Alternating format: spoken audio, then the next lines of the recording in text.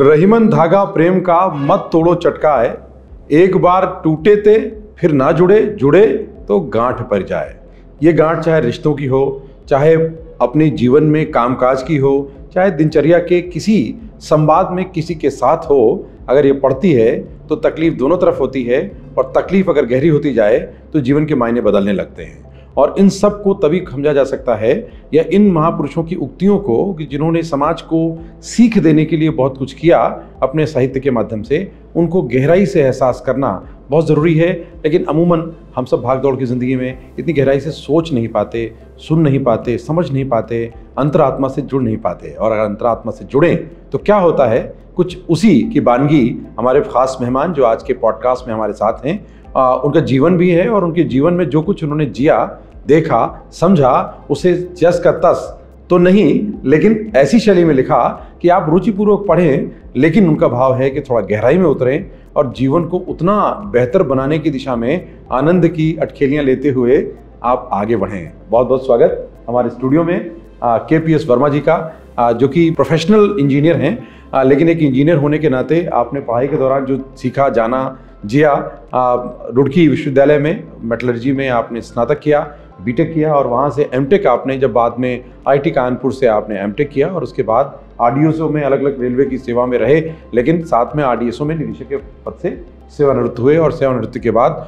वर्तमान में CEO लखनऊ आई centre के CEO के तौर पर काम कर रहे हैं। और ये इनके जीवन में कर्म के प्रति समर्पण का भाव है।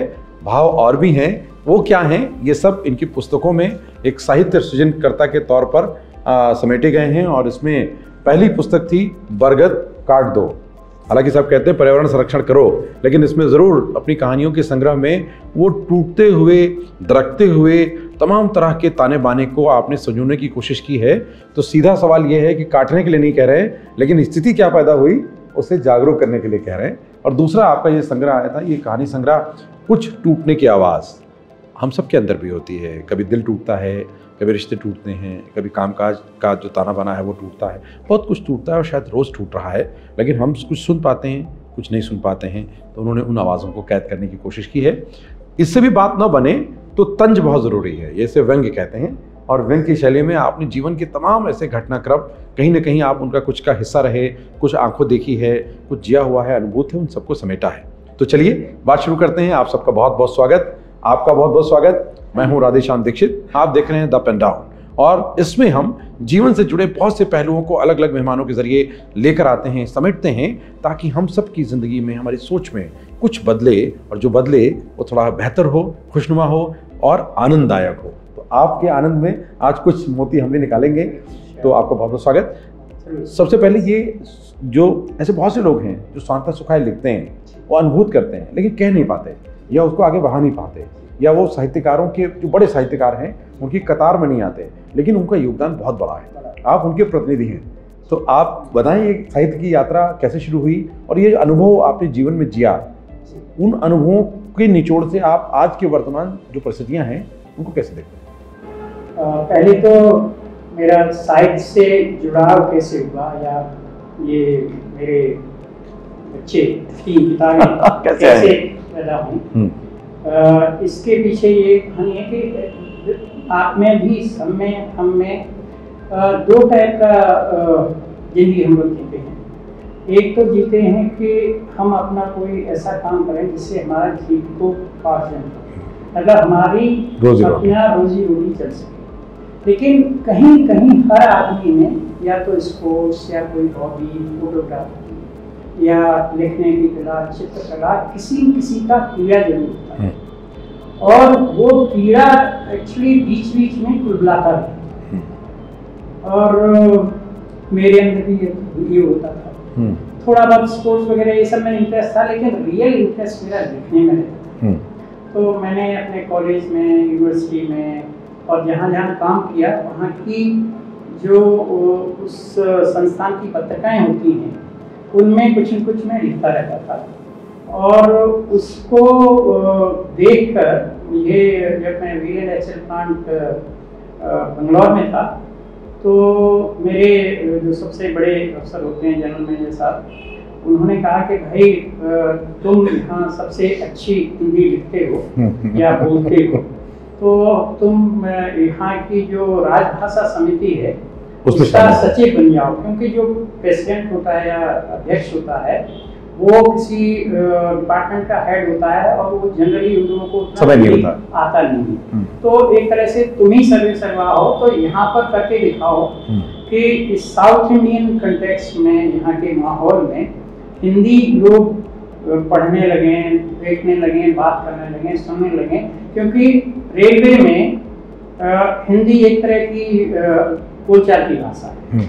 चाहे कभी केरलाइट होगा ट्रेन में, कोई साउथ इंडियन होगा, कोई बंगाली होगा, तो जब उनमें एक आपस में एक दूसरे से बात नहीं कर पाते हैं और अंग्रेजी भी उतनी अच्छी नहीं है तो हिंदी बोलते हैं। तो इनको ये फायदा होगा, जब कभी नॉर्थ में ट्रेवल करेंगे तो इनको उसका फायदा मिलेगा, तो तुम इनके अंदर कुछ जगाओ। तो उसके लिए मैंने पहला काम ये किया कि बहुत छोटे छोटे स्तर की प्रतियोगिताएं शुरू, और उन प्रतियोगिताओं से लोग इंटरेस्ट लेने लगे, क्योंकि मैं उनको अवार्ड देता था फर्स्ट सेकंड थर्ड प्राइज, लेकिन पार्टिसिपेशन के लिए भी उनको प्राइज देता था। कुछ न कुछ होता था, मतलब जो मिला उसको देख के खुश हो गए, तो अगली बार और उत्साह से आने लगे, मैं क्लास भी देने लगा। और उसका रिजल्ट ये हुआ कि उनमें पढ़ना वढ़ना आ गया, थोड़ा बहुत ऐसे लिखने लगे, छोटी मोटी लघुकथाएं लिखने लगे, और बोले साहब हमें और किताबें पढ़नी है, रुचि जागृत हुई। हाँ, वो थोड़ा सा वो हुए, तो मैंने लाइब्रेरी में बहुत सारी हिंदी की किताबें उनके स्तर के हिसाब से आने वाली मंगाना शुरू कर दिया। और जब मेरा 2 साल का कार्यकाल पूरा हुआ तो लोगों ने कहा कि साहब अब तो हम भी हिंदी वाले हो गए। तो इसका ये भी फायदा हुआ। रेलवे में एक हिंदी का ऑल इंडिया लेवल का पुरस्कार होता है, रेल मंत्री पुरस्कार, वो मुझे मिला। क्या बात है। तो मेरा भी मन खुश हो गया कि ठीक है, कुछ काम किया है और हिंदी में कुछ कर सकता हूँ। और दिक्कत क्या होती है कि रेलवे में अगर आप अधिकारी हैं और थोड़ा हायर लेवल के अधिकारी हैं, क्लास 1 ऑफिसर हैं और आगे और बढ़ गए हैं, तो टाइम बहुत कम होता है। मतलब जो टेक्निकल अफसर्स होते हैं उनका तो ये हाल रहता है कि कब उनको रात में भी जाना पड़ेगा, संडे को भी जाना पड़ेगा, थक जाते हैं, ये सब चीज़ होती है। तो आपका जो कीड़ा है कुलबुलाता जरूर है, लेकिन दबा रहता है। थोड़ा बहुत कभी कभी कुछ मिला, अवसर मिल गया, टाइम मिला, लिख लिया, नहीं तो दबा रहता है। लेकिन जब रिटायर हुआ तो लगा कि कीड़ा बाहर आने पूरी स्वतंत्रता है। तो पहला काम मैंने किया कि एक ब्लॉग लिखना शुरू किया, जो लोगों ने लाइक किया, और फिर लोगों ने कहा कि यार ब्लॉग तो हमें ढूंढना पड़ता है, फेसबुक में लिखो तो हम जुड़े रहते हैं, दिख जाएगा। फेसबुक में लिखो, तो मैंने फेसबुक में लिखना शुरू कर दिया। इनफैक्ट मेरे पास फेसबुक मैंने लिया ही नहीं था, पहले वो बनाया, उसका आईडी बनाया और फिर फेसबुक पर लिखना शुरू कर दिया। तो उसमें जो कमेंट्स आने लगे उनको देख के मुझे बहुत पसंद आता, ऊर्जा आ गई, मतलब एक तरह से दोबारा ऊर्जा। तो फिर क्या हुआ कि कोई बीच बीच में लिखता कि यार इतना बढ़िया लिखते हो तो छपवाते क्यों। तो ये करीब 4 साल या 5 साल पहले की बात है कि मुझे भी लगा कि छपवाता हूँ। तो मैंने किसी को प्रिंटर को दिया कि भाई इसको किताब फॉर्मेट छाप दो और जो प्रिंटिंग कॉस्ट होगी मैं दे दूँगा। तो उसने कहा नहीं वो ठीक है देखेंगे, और वो प्रिंटर में पढ़ा, मतलब वो पढ़ा लिखा नहीं था, तो उसने पढ़ा, बोला सर आपकी कहानियाँ तो इतनी अच्छी हैं कि कोई पब्लिशर इसको एक्सेप्ट कर लेगा किताब छापने के लिए, तो मैं प्रिंट नहीं करूँगा। मैं जानता हूँ कुछ पब्लिशर को, उनसे बात करता हूँ और देखते हैं कि क्या होता है। तो उसने उनको भेज दिया, बात की होगी, और मेरी बेटी भी थी वहीं पर, उसने भी उससे कहा आप भी बात करिए, वो सब हुआ। तो फिर वो मेरी पहली किताब आ गई, बरगद काट दो। तो मैं ज़रूर इस पर बात करूँगा। पहले तो ये है कि आपकी ज़िंदगी की ये जो कोशिशें हैं, कोशिश करने वालों की हार नहीं होती है, जहाँ चाह है वहाँ राह है। आप किसी भी पद पर रहते हो, आपके मन में कोई भी इच्छा हो, आपके अंदर कोई भी सृजन का ऐसा अवसर जन्म ले रहा हो, तो उसे निकलने दें, संघर्ष के माध्यम से रास्ते बनते हैं, तो आप उसके प्रत्यक्ष प्रमाण हैं। और उन रास्तों से आप कहाँ तक पहुँचेंगे पता नहीं, लेकिन कम से कम आपके अंदर जो जन्म लिया है उसको समाज तक पहुँचाना ये आपका दायित्व है, और आपने ये कर लिया। और एक के बाद एक क्रम जारी है, और बहुत सुरुचिपूर्ण रचनाएं और जीवन के बहुत मूलभूत अनुभव जो हम लोग अक्सर चर्चा करते हैं लेकिन वो संग्रहित नहीं करते। बरगद काट दो।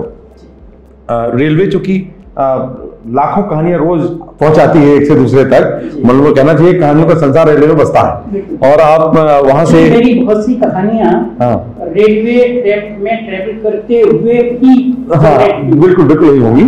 और आप ये टाइटल आपने क्यों लिया बरगद काट दो? मैं बताता हूँ, इसमें एक कहानी का टाइटल भी है, तो उस कहानी के बारे में बता दूंगा तो आपको समझ में आ जाएगा कि इसका टाइटल क्यों हुआ। क्योंकि जनरली इस टाइप के संग्रह में एक कहानी का टाइटल ही लिया चलन गई है।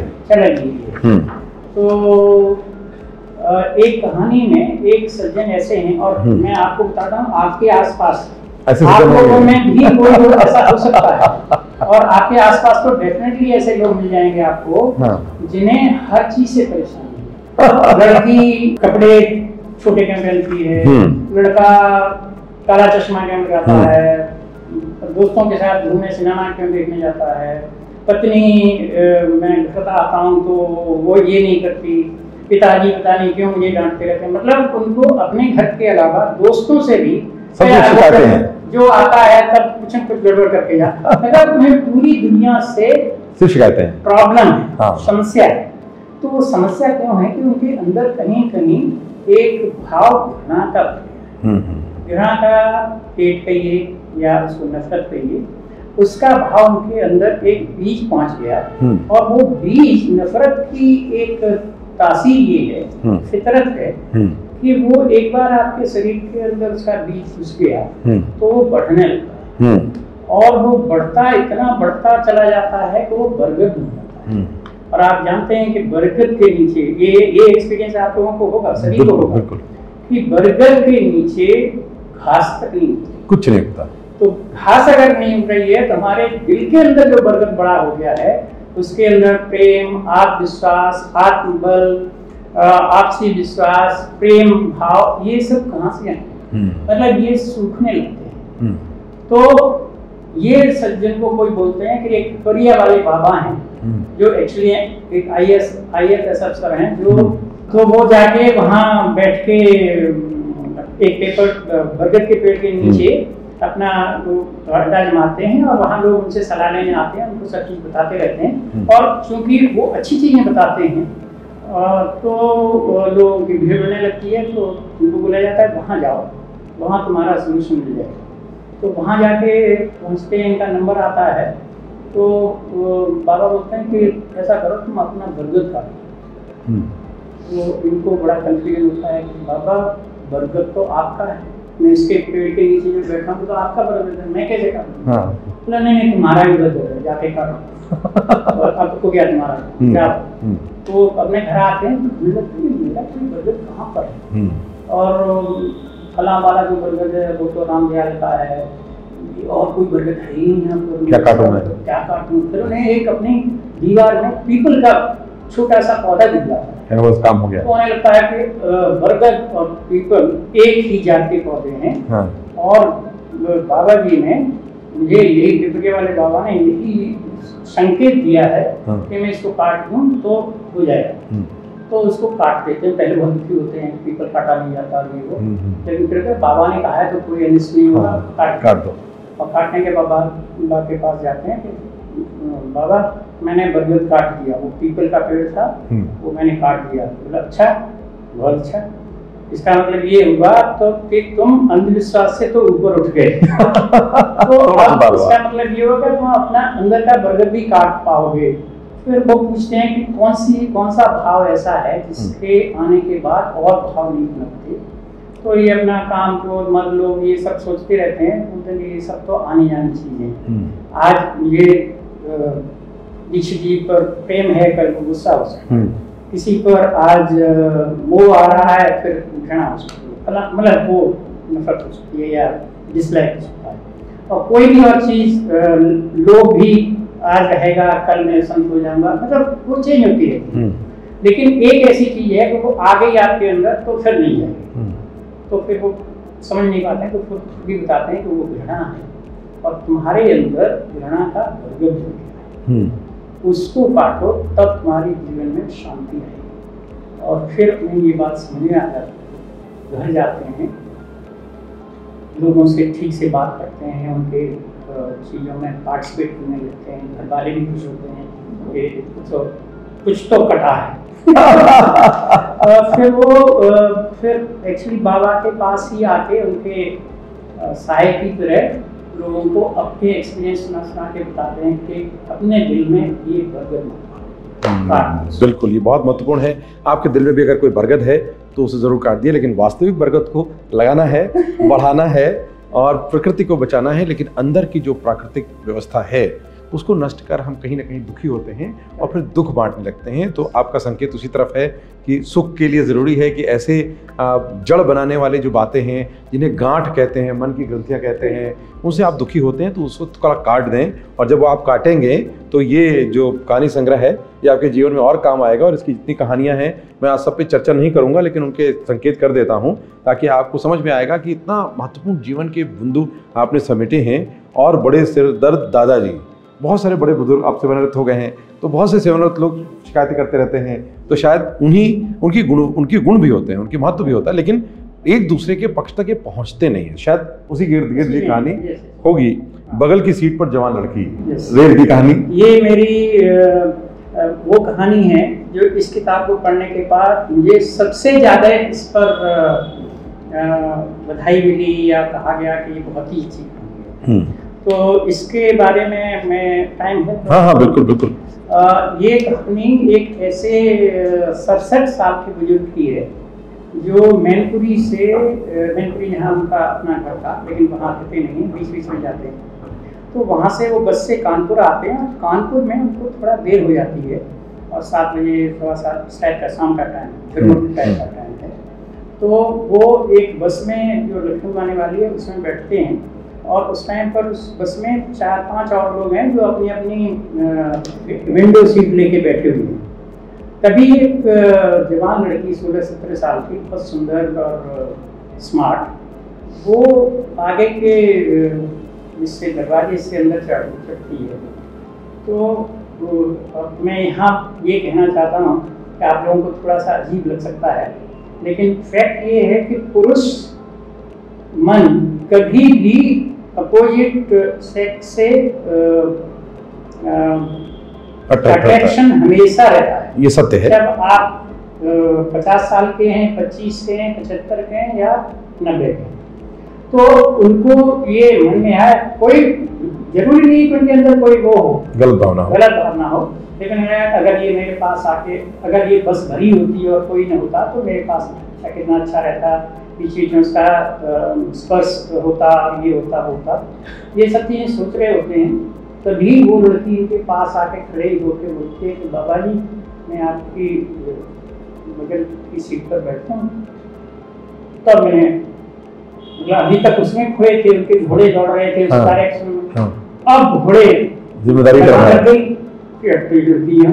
फिर उन्हें सोचने लगा कि सब कुछ पूरी बस छोड़ के यहाँ के, अब उनके घोड़े उल्टी दिशा में चलने लगते हैं कि रास्ते में मिलता है, कुछ चिल्लाएगी और कहेगी बुड्ढे ने मुझे वो किया, परेशान किया, अपना ऐसा कर रहा था, और कुछ जवान लड़के मुझे पीट पाट करने लगेंगे और ये हो जाएगा, अपना खून देखते हैं तो नहीं आ रहा है। और रास्ते में अच्छा वो लड़की इनका टिकट भी खरीद लेती है, तो बोलती है चुपचाप से बोलती है ये दादा ये पैसे अभी मत दीजिएगा। तो वहाँ रास्ते में नवाबगंज में बस रुकेगी, तो उस टाइम पर मैं आपके लिए कुछ खरीद लूँगी, आप खा लीजिए पैसे। तो वहाँ पर ऐसा ही होता है, वो मतलब जो चाय पीते हैं कुछ खाते हैं उससे किराए से ज़्यादा ही लड़की का खर्च होता है। तब वो और कंफ्यूज होता है, चाहती क्या है ये, क्यों ऐसा हुआ, क्यों ये सब करते हैं, मतलब बिल्कुल परेशान। तब तक बस बच चुकी है, घूम रहे हैं लोग, ये करना है वो करना है, और मैं और वो लड़की पिछले जो उनके तो उनके ऊपर गिर जाती थी, ये सब कर रही थी। तो लखनऊ में आके उतरते हैं तब उनकी सांस में सांस आती है कि बच गए, पता नहीं क्या करने वाली ये विश करने आते।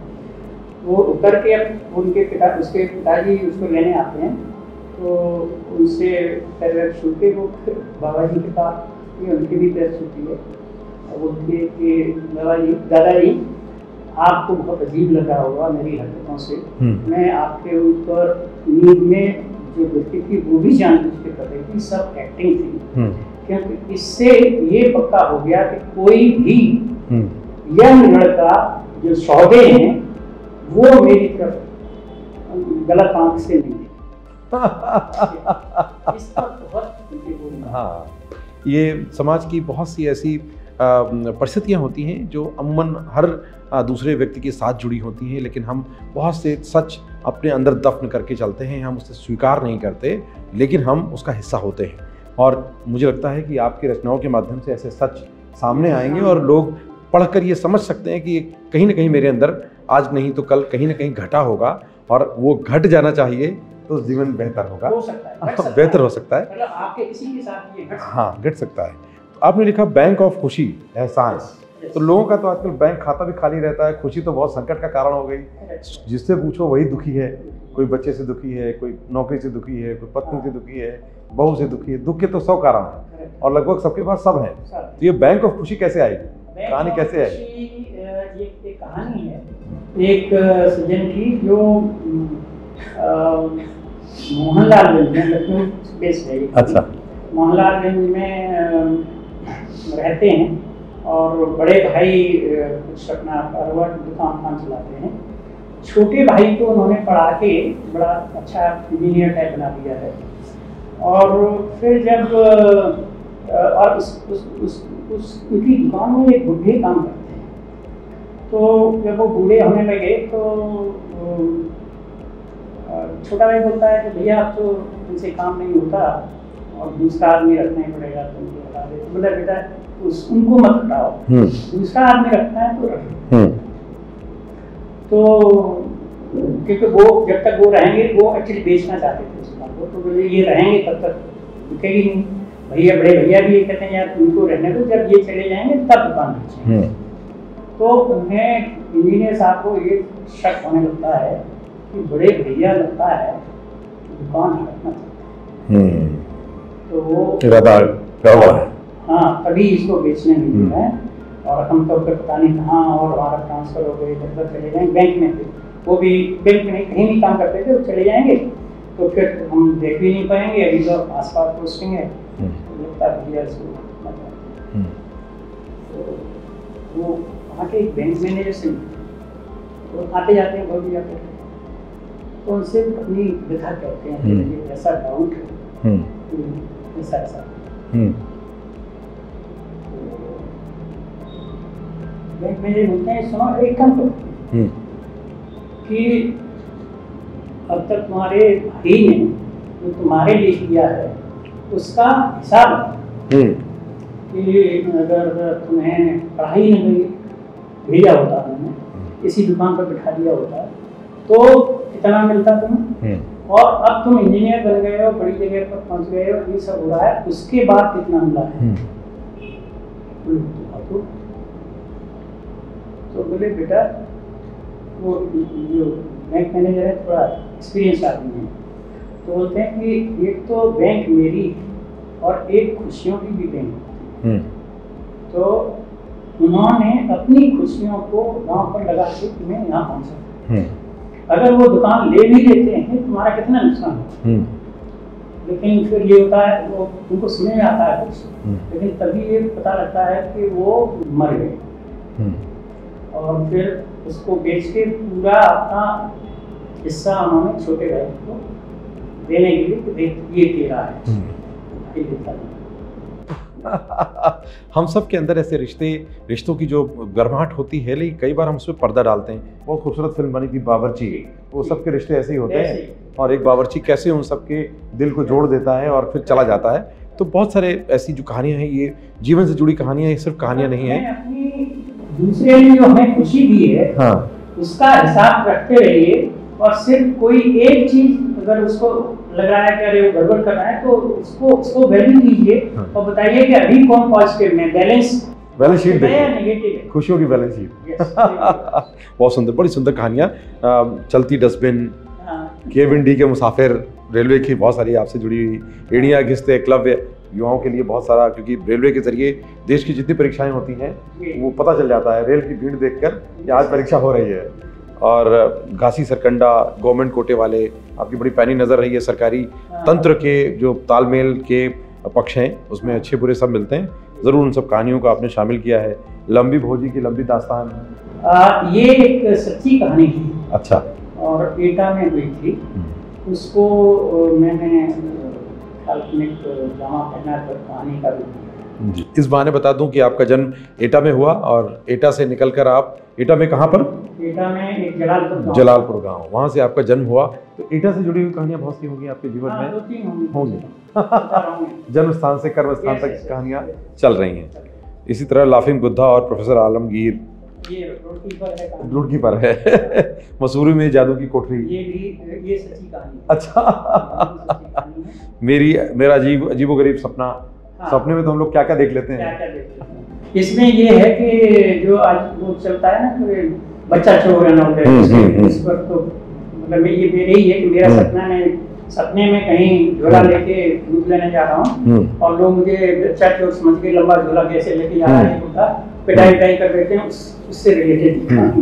आपने इसमें एक और कहानी लिखी, मेरी मॉब लिंचिंग। ये शब्द जब आया था मुझे तभी से प्रभावित होकर आपने अपने से जोड़ लिया। यही कालखंड है जब ये चर्चा में आया। नेताजी के सिंगापुर दौरे से मिली सीख। लेकिन नेताजी लोग तो दौरों से सीख लेते नहीं। उन्होंने सीख ये ली कि वहाँ पर मैं एक्चुअली सिंगापुर में रहा हूँ, तो मुझे एक्सपीरियंस है, वही चीज में डाली है कि वो एक वर्चुअली सिंगल पार्टी सिस्टम है। वैसे पोजीशन है लेकिन वो लोग इस टाइप का सिस्टम बनाते हैं कि दूसरी पार्टी बिल्कुल नेस्तनाबूद हो जाए। तो वो जैसे किसी इलाके में उनकी पार्टी हार गई, वैसे तो उनको 90% वगैरह तो मिलता है, बहुमत मिलता है, लेकिन कहीं हार गई तो वहाँ पर वहाँ से वो बस स्टैंड भी हटा देंगे, वहाँ से जितनी फैसिलिटी है वो सब हटा देंगे, ये दिखाने के लिए कि अगली बार तुमने नहीं दिया तो तुम्हारा और हाथ खराब। तो ये हम बहुत सिंगापुर से बहुत वो रहते हैं, बहुत बड़ा है, बहुत बढ़िया है, और लेकिन वहाँ पर भी इस टाइप की चीजें होती हैं। तो वहाँ से नेताजी ये सीख के आए कि भाई अब चिंता की कोई बात नहीं है, अगर कोई वोट दे देता है तो उसको फिर एक पैसा मत दो और वो साले फिर अपने आप में ये सच है कि जितनी भी सरकारी व्यवस्था है उसमें नए विचार के लिए, नए नवाचार के लिए, नए ऐसे आयाम हैं समझने के लिए, बुनियादी समस्याओं के समाधान हैं दुनिया के अलग अलग देशों में किए गए हैं और उनको देखने के लिए टीमें भेजी जाती हैं, उनके दौरे होते हैं। और आम राय लोगों की ये है कि उन सीखों का लाभ कम मिलता है, उल्टा ज़्यादा हो जाता है। लेकिन फिर भी कुछ अच्छे जो पहल हुई हैं वो अच्छे लोगों की अच्छी सीख के माध्यम से हुई है। लेकिन जो ज़्यादा दिखता है उस पर व्यंग्य भी आता है, कहानी भी आती है, चिंतन भी आता है और होना भी चाहिए, क्योंकि लोग ऐसा पढ़ करके सुधार करें, चिंतन करें। नॉर्थ इंडियन की सदन पोस्टिंग, सदन की नॉर्थ में पोस्टिंग, ये बड़ी समस्या रहती है, व्यवहारिक कठिनाइयाँ आती हैं। ये मेरा करीब मेरा अनुभव है जो मैंने एक बैंक मैनेजर के थ्रू जाहिर किया है कि शुरू में लोग उनकी बैंक मैनेजर की एक पोस्टिंग बाहर की होती है, जैसे नॉर्थ इंडिया का है तो एक दूर कहीं गुजरात में या बंगाल में या साउथ में होगी, तो उनकी साउथ में हो जाती है और वो बड़ा डर बढ़ के पता नहीं क्या होगा, हम तो ऐसा करते हैं, हिंदी वालों को ये सब करते हैं, डर के वहाँ जाते हैं और धीरे धीरे करके लोगों को लोग उनको मतलब वो करने लगते हैं, तो उनको समझ नहीं आता कि चेंज आ कैसे रहा। फिर उनका ट्रांसफ़र हो जाता है और लोग उनको किसी होटल में ले जाके पार्टी देते हैं और बहुत बड़ाई करते हैं, तो उनको मतलब टोटली कन्फ्यूज है। मतलब कि भाई मैं तो नॉर्थ इंडियन था, साउथ इंडियन में आके किसी साउथ इंडियन की जगह मैंने ले ली, तो उसके बावजूद आप लोग इतना मेरे से क्यों जुड़ गए और क्यों इतना वो कर रहे हैं। तो वो लोग बताते हैं कि सर जब तक आप यहाँ थे तब तक हम सिर्फ साउथ इंडियन थे। अब हम भोपिल क्या होकर जाएंगे, उसके बाद अब हम दूसरी जात हो जाएंगे, अब तमिलियंस हो जाएंगे, ये हो जाएंगे, और पहले जैसा लड़ते थे वैसा फिर से लड़ना ये है मतलब नॉर्थ इंडियन की वजह से वहाँ जात वात के उसको तो जात का मालूम नहीं था। वहाँ कौन सी जात मालूम नहीं, आदमी की तरह ट्रीट करते थे सबको। तो इससे बहुत राहत थी लोगों को कि वो जो पॉलिटिक्स जात वाली चलती थी वो नहीं चली इनके टाइम में, इसलिए उनसे इतना प्यार और हम भी अगर अपने स्थान पर ऐसे ही विचार रखें तो शायद हमारे भी बहुत प्यार मिलेगा, सम्मान भी मिलेगा। और सबकी यही आवश्यकता है कि हम मानवीय गरिमा को सम्मान करें, हम रिश्तों को अहमियत दें और जितना भी हो सके कुछ रचनात्मक करें, सकारात्मक करें और कुछ बेहतर हो। और इस दिशा में प्रत्येक नागरिक को सोचना चाहिए और सकारात्मक दिशा में परिणाम भी आते हैं, आनंद भी आता है। तो ऐसी आपने कहानियों को संग्रह किया, बहुत अच्छी कहानी आपने लिखी, पेड़ की डांट। पेड़ की डांट ये है कि एक बच्चा को सपने में पेड़ टूटता है, और इसमें बेसिक थ्रस्ट ये है वो अपने चाचा को जो वहाँ नीम के पेड़ के नीचे सोना चाहता है उसको सोने नहीं देता, क्योंकि उसने स्कूल में पढ़ा है कि पेड़ से रात में ऑक्सीजन लेता है। हाँ, ऑक्सीजन लेता है, तो अच्छी बात नहीं है, नहीं सोना चाहिए। और चाचा बोलते हैं यार मुझे तो कोई सालों सो रहे हैं, तुम कहाँ मुझे ये लगा रहे हो, तो बोलते हैं उसमें बैठक में जाके अंदर सो, मतलब वहाँ मुझे घुटन होती है, यहाँ नहीं होती है, तुम्हारे सिस्टम में तुम्हारे थ्योरी में कुछ गड़बड़ है।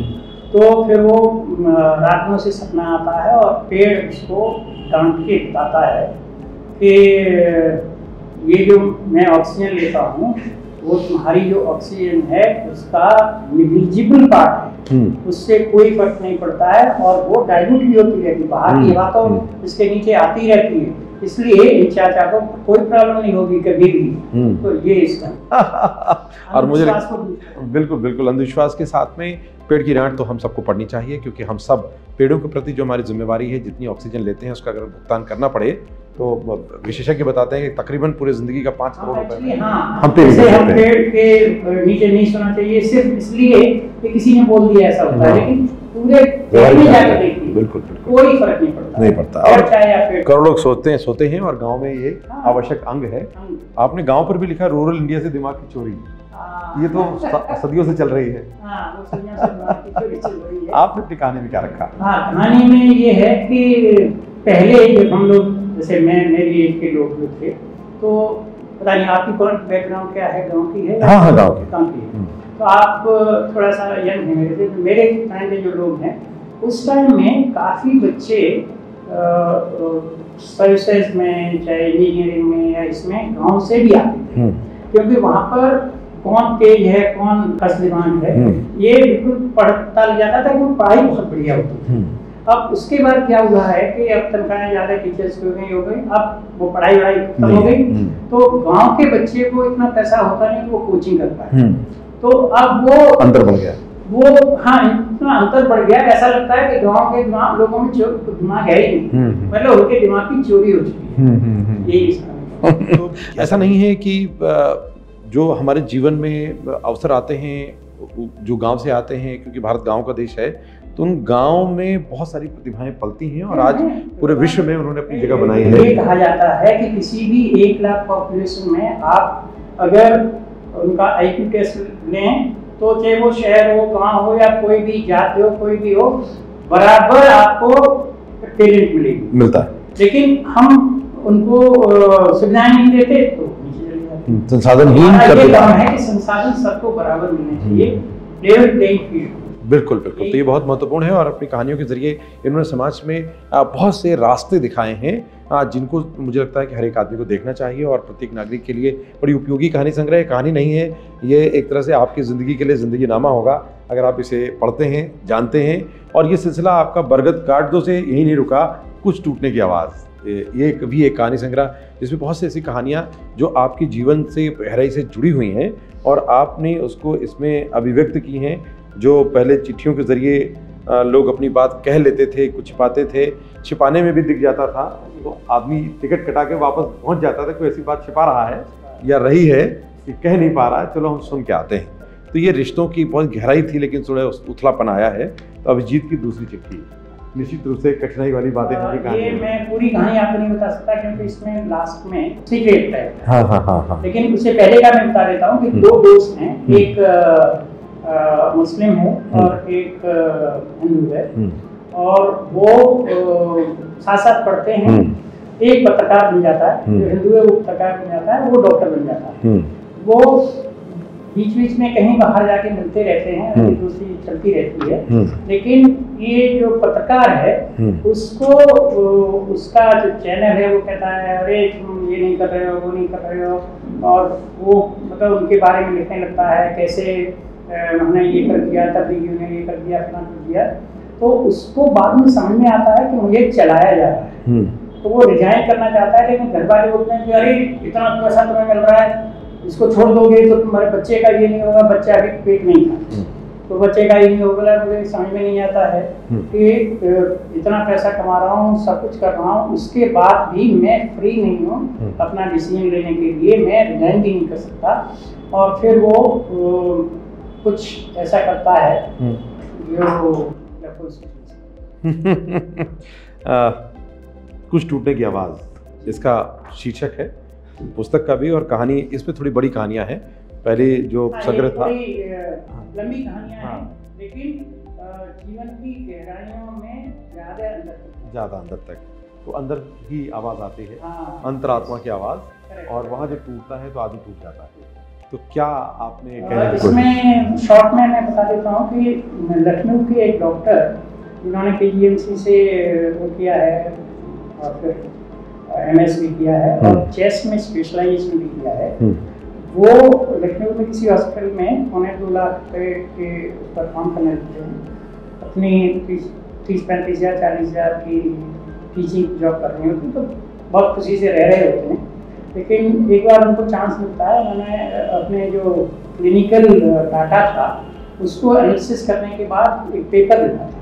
उस पेपर को प्रेजेंट करने के लिए वो कॉन्फ्रेंस में दिल्ली जाते हैं, और वहाँ एक बेल्जियम का चेस्ट स्पेशलिस्ट अपना पेपर प्रेजेंट करता है।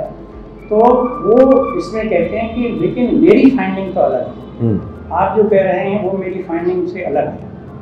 तो वो आदमी फिर अपने डाटा वाटा चेक करता है, वो कहता है कि हाँ आप सही कह रहे हैं, हमने डाटा में उसमें एनालिसिस में थोड़ा गलती की, यू आर राइट।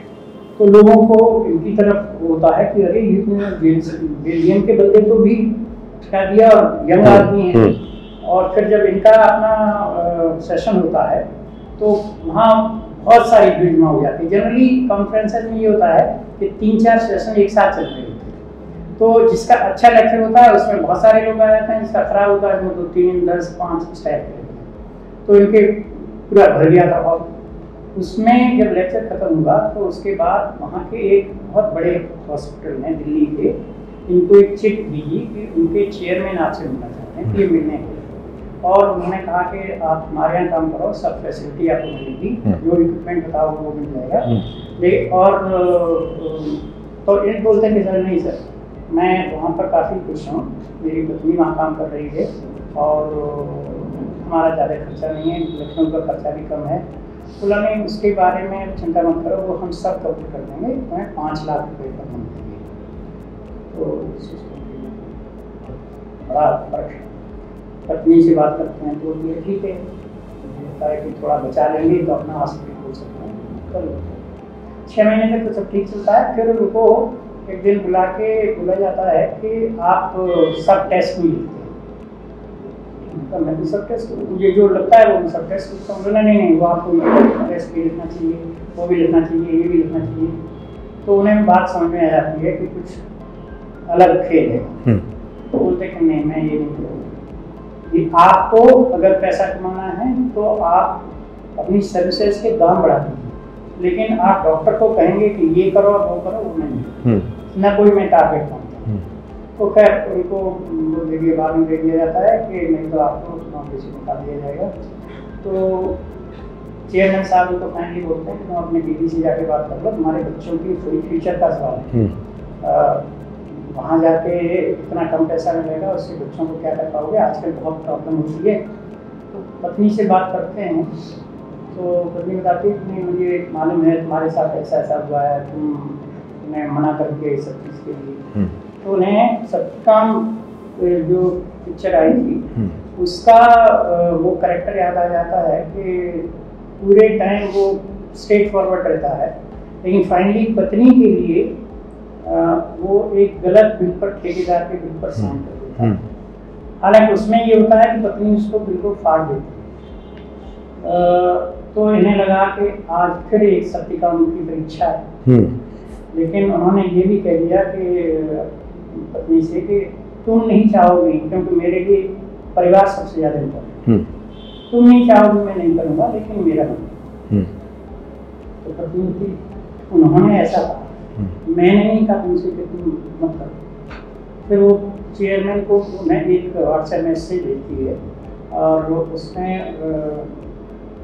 कहती है कि ऐसा है कि आप हमारे बच्चों की चिंता मत कीजिए, आप अपने बच्चों की चिंता कीजिए, क्योंकि जो आदमी पैसे के पीछे इतना पड़ा हो उसके बच्चे भी पैसे के पीछे पड़ेंगे, तो जब आपको जरूरत होगी तो वो आपके पास नहीं आएंगे, आप तड़प तड़प तो मर जाएंगे, तभी नहीं आएंगे। तो आप अपनी चिंता कीजिए, अपने बच्चों की चिंता कीजिए, हमें छोड़ दीजिए। और इस पीरियड में जब वो पत्नी बात कर रही होती है और इनको मालूम नहीं रहता है कि पत्नी एक्चुअली मेरा सपोर्ट कर रही है, तो उन्हें लगता है कि मेरा जमीर टूट रहा है। उस टूटते हुए जमीर की आवाज़ में आती है और उन्हें लगता है कि अब मैं लेकिन पत्नी का सपोर्ट मिलता है, नौकरी छोड़ते हैं, लखनऊ में आ जाते हैं, 2.25 लाख की नौकरी करते हैं। कुछ टूटने की आवाज़ हम सब के अंदर आती है। बहुत बार ऐसे कॉन्फ्लिक्ट्स होते हैं, तनाव होते हैं, ऐसे संघर्ष होते हैं जहां हम सोचते कुछ और हैं, स्वीकार नहीं करते, अभिव्यक्त नहीं करते, लेकिन करना चाहिए। हमें मालूम रहता है कि सही क्या है, सही क्या है, सबका विचार। परिस्थितियों बस हम फंस जाते हैं या फिर डर के हम सरेंडर करते हैं, तभी मनुष्य परिस्थितियों का दास बना रहता है। उसके बाद सबसे बड़ी चीज ये होती है कि एक बार आपने ऐसा कर दिया तो फिर आप अपने रियली आदमी रहते नहीं, आप एक चलती फिरती लाश टाइप हो जाते हैं। बिल्कुल बिल्कुल। तो उससे बचने के लिए अपने जमीर को, अपने आत्मविश्वास को, अपने परस्पर को बनाए रखें। अपनी आवाज़ को सुनते रहिए, कुछ टूटे तो संभाल लीजिए, क्योंकि उसका संभालना बहुत ज़रूरी है। KPS वर्मा जी ने बहुत अच्छी कहानियों का संग्रह किया है, मुझे तो लगता है बहुत बड़ा ज़िंदगी का दस्तावेज़ है, और लोगों को थोड़ा चुटकी लेकर सरल अंदाज में, सहज अंदाज में सारी बात पहुंच जाए। गंभीर कहानियाँ कई बार वो उन्हें थोड़ा पीड़ा भी देती हैं आत्मचिंतन के लिए, लेकिन व्यंग्य हंसते हंसते आपको चोट देता है, आप मुस्कुराते भी हैं, लेकिन अंदर बहुत कुछ बदल भी जाता है। इस दिशा में आपने अपनी प्रतिभा का प्रस्फुटन किया है और लिया, कुछ भूल गया सब कुछ। 41 व्यंग्य। हाँ, तो ये व्यंग्य संग्रह है, और इन सारे व्यंगों में आप किस किस तरह के विषयों को आपने समाहित किया है? एक्चुअली इसमें कोई मेरा पर्पस कोई लोगों को शिक्षा देना ये सब नहीं है, ये विशुद्ध मनोरंजन के लिए है। और विशुद्ध मनोरंजन आप तभी महसूस करते हैं जब किसी और पर गड़बड़ हो रही है, कोई और गड़बड़ कर रहा हो और आप हंस रहे हो। हाँ। तो अब ये पूरी किताब मेरी अपनी गड़बड़ जो मैं करता रहा हूँ जिंदगी में, मैं अपनी जो बेवकूफियां करता रहा हूँ उसका दस्तावेज है, इसलिए आप सब लोग आराम से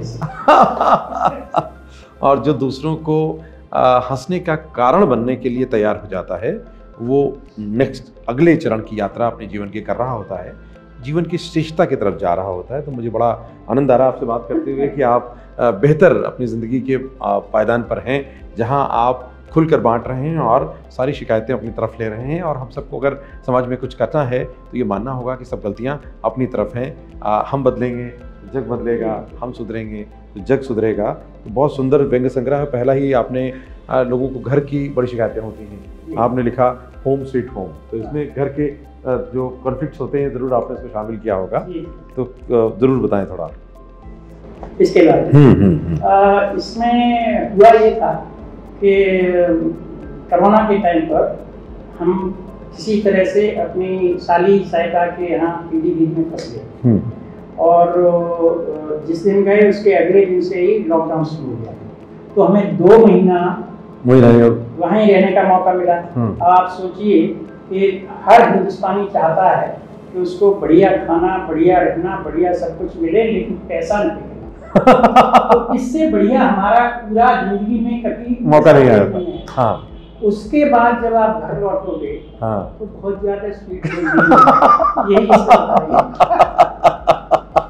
अच्छा मिल जाए और फिर ना मिले तो इसका कष्ट होता है। लॉकडाउन में बहुत सारे, मुझे लगता है इसकी रचना जो है लॉकडाउन में ही आपने ज्यादा शुरू की ज्यादातर। और आपने पिता बहुरूपिया ऐसा क्यों लिखा आपने? पिता बहुरूपिया इसलिए लिखा कि मतलब मैंने एक तरह से जो बच्चा जब पैदा होता है तो उसके अंदर घुसने की कोशिश की, बच्चे के मन के अंदर घुसने की कोशिश कि बच्चा शुरू में माँ से कनेक्टेड होता है और उसकी नाल जब कट जाती है तो हमें तो लगता है उसकी नाल कट गई है, पर सही बात ये है कि बच्चे की माँ से नाल कभी कटती नहीं, वो हमेशा उसके साथ जुड़ी रहती है। तो एक तरह की नाल, अदृश्य नाल हमेशा जुड़ी रहती है। तो शुरू में बच्चा सोचता है कि माँ ने इस नौकर को तो शुरू में उसका रोल नौकर का होता है। माँ बोलती है इसका ये कड़ी को कर दो, फलानी कर दो, वो करता रहता है। तो बच्चा सोचता है अच्छा ये घर का नौकर है। फिर उसके बाद थोड़ा बड़ा होता है तो माँ बोलती है उसको टॉफी की या किसी चीज़ की जरूरत थी तो माँ बोलती है कि वो पापा को, तो उसे लगता है कि अच्छा ये पापा स्टोर की संग्रह करते हैं सब, जब भी कोई सामान जरूर है और लौट के कुछ ले आता है ज्यादा, फिर कभी भूल जाते तो मैं स्टोर कीपर को है बड़ा बेवकूफ जो बताता हूँ हर बार कुछ न कुछ भूल जाता है। उसके बाद जब और बड़ा होता है तो वो रोल चेंज हो जाता है, उसके बाद वो होमवर्क कराता है तो उसे बच्चे को लगता है कि होमवर्क टीचर है तो वो एक और बच्चे का मतलब कहा जाता है। और फिर इस तरह से वो जब इधर उधर की किताबें पढ़ता है जिसमें सेक्स के बारे में ये सब लिखा रहता है तब उसे लगता है कि इस बेवकूफ का मेरी पैदाइश में भी हाथ अच्छा कुछ थोड़ा बहुत तो रेस्पेक्ट करनी पड़ेगी, लेकिन वो उतना कर नहीं पाता और रिजल्ट ये होता है कि वो जनरेशन गैप आ जाता है। इसीलिए बच्चे में और माँ में कभी जनरेशन गैप नहीं आता। वो पिता के साथ आता है, हमेशा बदलता रहता है और ये जीवन का सत्य है। और इस सत्य के साथ साक्षात करना हम सबकी जिम्मेदारी है, क्योंकि हम सबके जीवन में परिवार है और हम सब कभी बच्चे हैं और कभी बड़े होते हैं। इसीलिए एक उम्र में पिता दोस्त हो जाता है और एक उम्र में पिता वाकई बेवकूफ हो जाता है बच्चों के लिए कि उसे कुछ नहीं आता। पहले लगता है कि दुनिया का सारा ज्ञान पिता के पास ही है और जब नहीं पिता रहता है तो लोग कहते हैं कि पिता तो नहीं है, मैं पूछता भी नहीं था। पंकज त्रिपाठी इतने बड़े अभिनेता, वो कहते पिताजी आज नहीं है, मैंने 30 सालों में जीवित रहते उसे कोई सलाह नहीं दी, जो किया बताया भी नहीं, लेकिन अब नहीं है तो अब सिर्फ इस बात की पीड़ा है कि मुझसे कोई पूछने वाला नहीं है, क्योंकि वो पूछ भी लेते तो मेरे लिए अच्छी बात थी, लेकिन अब ये मिस करते हैं। ये रिश्तों की वानगी है। तो बहुत अच्छा व्यंग्य में आपने इसको शामिल किया, बहुत अच्छे व्यंग्य हैं इसमें। प्रॉपर्टी डाइन मारे जाता है, आजकल हम सब प्रॉपर्टी के चक्कर में फंसे हुए हैं और बाद में प्रॉपर्टी ही मुसीबत बन जाती है बांटने में भी। मैं आपको एक इसका वो बताता हूँ जी कि मेरी जो साली पीलीभीत वाली हैं उनका भी उनके हस्बैंड का भी कुछ प्लॉट रुद्रपुर में फंस गया। तो उनकी वो अपनी फ्रेंड के साथ किटी पार्टी वगैरह होती है ना, तो वो मेरी बात होने लगी उसमें, पर लोग जानते हैं इसके बारे। तो बोले कि शालिनी, मेरी साली का नाम शालिनी है, तो शालिनी तुम्हारे जीजा जी को कभी टेंशन में होती? तो बोली कैसे टेंशन में होंगे, उन्होंने कभी प्लॉट खरीदा ही नहीं। तो डायन को पाला ही नहीं, जो पालेगा उसी को वो खाएगी। बगल की सीट पर बीवी और ड्राइविंग। पहले तो आपने जवान लड़की की बात की, यहाँ आप जीवन में आ गए, परिवार में उसके भी अपने तजुर्बे हैं आपके। तजुर्बे ये है कि जैसे बैक सीट ड्राइविंग कहा जाता है, लेकिन बैक सीट ड्राइविंग तब कहा जाता था जब शुरू में कारें बनी थी तो बीवी पीछे बैठती थी और ये बड़े लोगों के पास कारें थी, तो उनका एक नौकर बगल में बैठता था क्योंकि उसमें हैंडल लगा था। तो पीछे भी बैठी हुई बीवी वो मतलब वो करती रहती थी, अरे पीछे चलाओ, अरे गिरा दोगे क्या, मार दोगे, ये सब करती रहती थी। अब वही काम बगल में बैठ के बीवी को इसी से उसी से तंज है। तो आपने इधर तो सब याद करने की बात की कि जिंदगी के जितने सबक हैं उनको आपने याद रखा और याद करके उनको अपने तजुर्बों की कहानियों में पिरो दिया। लेकिन जब ये इस अवस्था में आप आए तो भूल गया सब कुछ, आप ये कह रहे हैं। ऐसा क्यों भूल गया सब कुछ? मैं एक्चुअली इसमें 2 लेख हैं जो मेरे भूल जाने की व्यथाएं। अच्छा। और मेरा मानना है कि भूलना हम सबको होता है, लेकिन मेरे जैसा भूलना लोगों को नहीं होता। लोग मेरे को बोलते हैं कि उम्र के साथ आदमी बूढ़ा हो जाता है तो भूलने उसकी याददाश्त कम। आपके साथ उल्टा है। हम लोगों को बोलते हैं कि मेरे साथ ऐसा कभी नहीं हुआ। हाँ। क्योंकि या तो मैं जवान बचपन से ही बूढ़ा था, हाँ, या फिर अब भी जवान था। मैं तब भी उतना ही भूलता था जितना अब भी भूलता हूँ, क्योंकि मेरे साथ एक्चुअली होता था। हाँ, हाँ। वो एक प्राइमरी स्कूल था 2 किलोमीटर दूर, वहाँ छोटे बच्चे थे पहले से 5वीं वाली क्लास में, तो बस्ता लेके जाते थे और वहाँ लौटते हुए एक सीएलयू नाम के वो थे दुकानदार थे, उनके पास खड़े होकर कोई बच्चा गांव का 5-6 में से कोई खरीदता था, तो बाकी सब तो चले आते थे, हमारा बस्ता लेने जाता। और वहाँ पर आके बच्चे बताते थे, बहुत बदमाश थे, बच्चे बताते थे कि तुम्हारा बस्ता कहाँ है, तो फिर हम लोग पूरा 2 किलोमीटर जाते थे। उसी के चक्कर में आज तक हम खड़े हैं। हर चीज के लिए हमें डबल दौड़ना पड़ता है। आपने वानप्रस्थ आश्रम पर बड़ा विचार किया और उसके द्वितीय चरण और एवरेज कपल की चुनौतियां क्या होती हैं? वो एवरेज आप में से अभी उस जगह पर पहुंचे नहीं हैं ज्यादातर लोग, जो पहुंच गए हैं उनको मेरा वो है कि एक होमवर्क है, आप होमवर्क करिए कि आपकी पत्नी को क्या है, बीपी कितना है, आपका कितना है, उनकी शुगर कितनी है, आपकी शुगर कितनी है, उनका क्रिएटिनिन कितना है, आपका कितना है, आपका ये चीज पसंद है, लौकी पसंद है, उनको पसंद है कि नहीं। तो आप पाएंगे कि ज्यादा चीजों का एवरेज करेंगे तो लगेगा कि सब नॉर्मल है। हाँ। लेकिन अगर अलग अलग देखेंगे तो ऊपर नीचे तो हम सब एवरेज करेंगे। और उसी में आनंद भी है, उसी में सुगमता भी है। आपके साथ एक घटना खुद घटी और उसको आपने इसमें पिरो दिया, फ्रेंच टोस्ट और egg on the face error floor, क्या है? तो इसमें ये हुआ, ये मुझे बार जब भी पढ़ता हूँ, मैं खुद नहीं पढ़ता हूँ, हाँ, तो मुझे हंसी आती है क्योंकि ये मेरे साथ एक्चुअली इसी टाइप से हुआ। ये कि हम लोग ने डिसाइड किया कोरोना टाइम में कि भाई थोड़ा काम हम करेंगे, थोड़ा काम हम करेंगे, नाश्ता हम बनाया करेंगे, ये करें।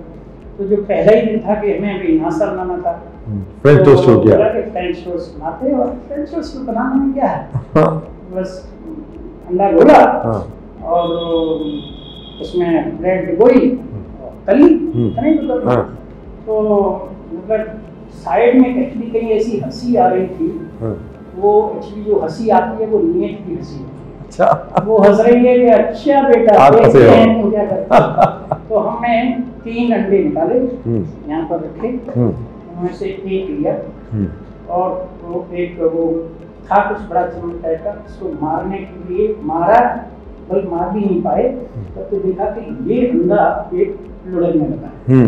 अब हमने साइंस में पढ़ा था कि कोई भी चीज जिस स्थिति में उसी में रहेगी, न्यूटन्स फर्स्ट लॉ, कि जिस स्थिति में उसी में रहेगी जब तक उस पर कोई वाई फोर्स ना आए, तो वो वाई फोर्स के नाम पर चीटी भी नहीं थी, लेकिन फिर भी अंडा चलने लगा। मतलब अंडे का न्यूटन्स लॉ लागू नहीं, तो चलता रहा। और हमने रोकने के लिए इसको वो छोड़ के ऐसा करने किया तो ये अंडा गिर गया और वो अंडा भी नीचे गिर गया, फ्लोर में आ गया। एक ही अंडा वहाँ रह गया, एक आधा टूट गया, एक पूरा इतना फ्लोर में फैल गया। और तब हमें पता लगा कि मुर्गी के अंडे में पूरा ब्रह्मांड समाया, तो उसको सफाई भी हमें करनी थी। वो काम अतिरिक्त बड़ा। तो फिर आप पढ़ेंगे कितनी बुरी हालत हमारी। कोरोना से मर्दों की बदलती दुनिया, क्या बदली दुनिया मर्दों की? मर्दों की ये दुनिया बदल गई कि घर में आके अब भाई मर्द हैं तो कुछ काम करना है, तो पत्नी बोलती है वो पर्दे टांग, तो बेचारे के पर्दे टांग रहे हैं, कोई कील ठोंक रहा है, कोई कुछ कर रहा है, कोई कुछ कर रहा है। तो जो ऑफिस में बैठ के काम के नाम पर सिर्फ फोन करते थे और गप में आते थे, आजकल कुछ और कर ये बदल गया। मैंने एक अच्छा शब्द पढ़ा इसमें, अमूमन दिनचर्या तो सुनी थी, आपने सुनचर्या की बात की। आपकी सुनचर्या क्या है? बहुत कम प्रयोग हुआ है शब्द ये। हाँ, वो पहला प्रयोग, मतलब पहला शब्द पहली बार मैंने यूज किया। अच्छा। वो ये कहीं नहीं शायद मुझे भी नहीं मिला। ये होता क्या है कि ये रिटायरमेंट के बाद जो होता है उन पर लागू होता है। आप रिटायर हो जाते हैं, अब पत्नी तो रूटीन काम वाली है, उसको तो रिटायर होना नहीं है, तो वो अपने और सशक्त हो जाती है। हाँ, और अपना वो काम करती रहती है, क्योंकि आप वहाँ बैठे उसका वो भी कर रहे हैं, डिस्टर्ब भी कर रहे हैं। तो होता ये है कि फिर आप जैसे उनकी सहेली आ गई तो आपको और कुछ तरीका सूझता नहीं है, आप किसी बेडरूम में जाके चुपचाप अपना बैठ जाते हैं और सही नहीं आपस में बात करना लगती है। हमारे वो तो आजकल कुछ करते ही नहीं है और क्या करें, और वो गुप्ता जी ने दुकान खोली, वो अच्छा किया उन्होंने, और अब तो ऐसे तो पागल ही हो जाएंगे हम, और ये सब चीजें करती हैं। वो सुनचर्या होता है। तो वो एक दूसरे हाल चाल पूछकर वो उसी का सिलसिला बढ़ता रहता है। तो बहुत अच्छा व्यंग्य संग्रह, और इसमें खुशियों का स्कोर वहाँ पर भी आया है। पहले भी आपने खुशियों की बात की, लॉकडाउन पीरियड की बहुत सी कहानियां हैं, कोरोना वायरस का इंटरव्यू भी आपने इसमें रखा है। ये मतलब काल्पनिक कुछ घटना आपने सोचा है? हाँ, नहीं, वो हम जब वहीं पर थे तब हमने देखा कि कोरोना में क्या क्या चीजें होती हैं, तो उसको दर्शकों तक हंसी खुशी के माहौल में पहुंचाने के लिए उन रूल्स रेगुलेशंस को मैंने इस शायरी में लिखा, सब तक पहुंच जाए, और उसको पहुंचाया भी सोशल मीडिया के जरिए। गृह युद्ध के मंडराते बादल, वैसे तो आजकल तमाम देशों के बीच में गृह युद्ध हो रहा है, लेकिन ये आप हर घर का गृह युद्ध की बात लग रही है। गृह युद्ध मतलब घर में जो युद्ध तो उसमें क्या होता है, खासकर ये जब आप रिटायर हो जाते हो तो आप युद्ध का स्तर बदल जाता है। नहाने जाते हो, और जैसी आदमी की आदत होती है, टॉवल भूल गए, टॉवल कहीं निकाल, मतलब भूल गए, फिर मांगते हैं लाख दो, झगड़ा करते रोज यही करते हो, ये क्या बात थी, झगड़ा था। कभी कभी आप टॉवल लेके जाते हो और भीगी टॉवल को कहीं रख देते हैं, उस पर बेड पर डाल देते, फिर झगड़ा शुरू, बस फिर से झगड़ा शुरू। कभी आपको दूध गर्म करने की जल जाता है, वो जल जाता है, फिर से मतलब चलता ही रहता है, गैर लगातार चलता है। बहुत सी इसमें है, बड़े नाम वाला, सावन का महीना, मैंने मेरे अपने नाम पर है। अच्छा। मेरा नाम, पूरा नाम आपको मैंने लिख के दिया है, तो मैंने कहा है एक बार ले भी ले तो दर्शकों तक पहुंच जाएगा। हाँ, दर्शकों तक पहुंच जाएगा कि बड़े नाम वाला क्या है। हाँ, बड़े नाम वाला, बड़े नाम वाला, बड़े नाम वाला। तो जो बड़े नाम वाले होते हैं उनको बड़ी प्रॉब्लम। KPS मेरा भी बड़ा नाम है, तो पहली बात तो है कि लोग मेरे को मेरे नाम से बुलाते हैं। पत्नी KP कहती है और बाकी लोग KPS कहते हैं, कोई से वर्मा कहते हैं। उसका चक्कर ये हुआ है, कभी कभी लोग सडनली पूछते हैं पूरा नाम क्या, तो मैं खुद ही भूल जाता। और ये और मेरा वो देखा है मैंने कि बड़े नाम वाला कोई आदमी बड़ा नहीं मिला, कोई नहीं मिला, कोई नहीं मिला। अगर महात्मा गांधी का नाम, गांधी का मतलब है जो इत्र बेचता हो, तो अगर उनका नाम मोहनदास करमचंद इत्र क्रय विक्रेता टाइप होता सरनेम, तो कभी वो जो ले गया था ना उनको वकील साउथ अफ्रीका, वो उनको पता ही नहीं। तो ये बड़े नाम वालों की प्रॉब्लम है इसमें जाए। मैं चाहूंगा कि अपने मुंह से, आप अपने मुखारबिंद से अपना पूरा नाम बता दें हमारे दर्शकों। मेरा पूरा नाम है, अगर आपको याद है, मैं भूल जाता हूँ, कुंवर पाल सिंह वर्मा। KPS वर्मा। जब पेन नेम बन जाता है, लोग जान जाते हैं, वही ऑफिशियल नाम बन जाता है। सरकारी दफ्तरों में या सरकारी सेवाओं में ऐसे ही लोगों के इनिशियल्स के जरिए उनकी पहचान है। नई बीमारी, मेरी चाबी खो गई, अक्सर लोगों की खो जाती है। किसी भी उम्र में मस्ती का फलसफा, इस उम्र में ज़्यादा लोग लेते हैं, पहले तो बताते नहीं हैं, लेते हैं, बाद में थोड़ा बताते हैं। नई बीमारी, लाइव शो यानी टाइगर अभी जिंदा है। वो ऐसा है कि इसमें थोड़ा सा मैं बता दूंगा कि मैं हर साल रिटायर होने के खास जरूरी हर साल मैं लोगों को वो भेजता हूँ कि होली मुबारक, दिवाली मुबारक, जो भी मतलब, या रिपब्लिक डे मुबारक, हमेशा नया साल मुबारक। तो लोग तो यार तुम इतना मेहनत करते हो, सब तो हमेशा भेजते रहते हो। वो मैंने कहा भाई ये मेरा लाइफ सर्टिफिकेट है, मैं हूँ। इसी से लोगों को पता लगता है कि मैं अभी भी हूँ, टाइगर अभी जिंदा है। टाइगर अभी जिंदा। कैबिनेट सिस्टम, कोई भी सरकार जो है वो कैबिनेट जितनी सशक्त होती है उतने बड़े फैसले होते हैं और उतने ही ज़्यादा परिणाम भी आते हैं। लेकिन इस सिस्टम के बारे में आपने कुछ लिखा है? मैंने सिस्टम के बारे में नहीं, एक्चुअली एक जगह से कैबिनेट सिस्टम का नाम आया है, उसी पर मैंने इसका नाम दिया।